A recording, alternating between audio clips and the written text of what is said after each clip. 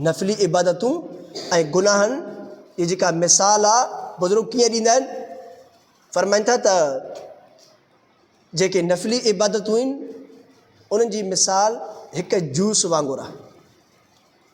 हिकिड़ो माण्हू जूस पीए थो त उनजे जिस्म में ताज़गी अचे थी, कुवत अचे थी, निशात पैदा थिए थी, चुस्ती।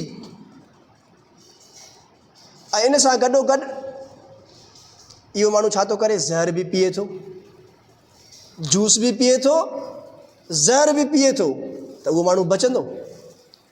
उहो माण्हू कीअं बचंदो?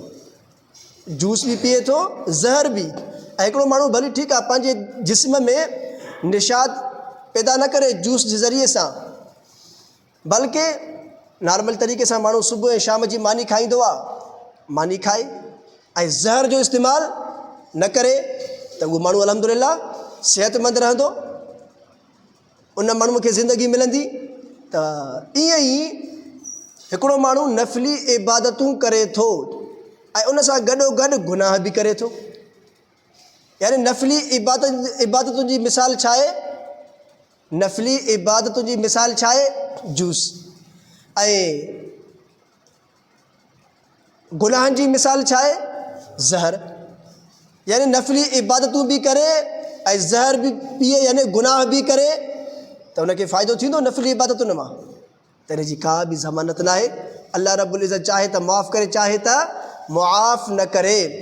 लेकिन हिकिड़ो माण्हू यानी जूस नथो पीए, यानी नफ़ली इबादतूं नथो करे, फ़राइज़ वाजिबात जी अदायगी करे पाण खे गुनाहनि खां बचाए थो, यानी ज़हर नथो पीए, पाण खे गुनाहनि खां महफ़ूज़ रखे थो, त इंशाअल्लाह उन माण्हूअ जी ज़िंदगीअ में कामयाबी ऐं कामरानी पकी आहे, उन माण्हू जी ज़मानत आहे।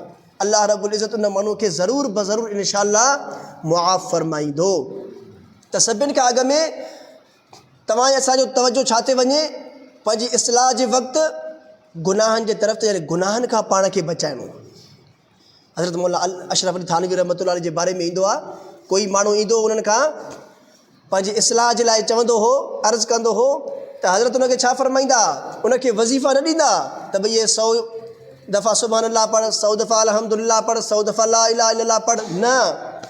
अॻ में हज़रत उनखे फ़रमाईंदा हा, पाण खे गुनाहनि खां बचाए, कंहिंजी ग़ीबत न कर, गिला न कर, कंहिंजे मथां इल्ज़ाम न लॻाए, तुहमत न लॻाए, चुगलखोरी न कर, पंहिंजे ज़बान जे ज़रिए सां, हथनि जे ज़रिए सां कंहिं मुसलमान खे तकलीफ़ न ॾे, ईज़ाउ न ॾे, कूड़ न ॻाल्हाए, फ़िराड न कर, धोखो न कर, कमी पेशी न कर कंहिंसां। यानी इन तरफ़ उनखे तवजो ॾियारींदा हा त पाण खे गुनाहनि खां अॻ में बचाए।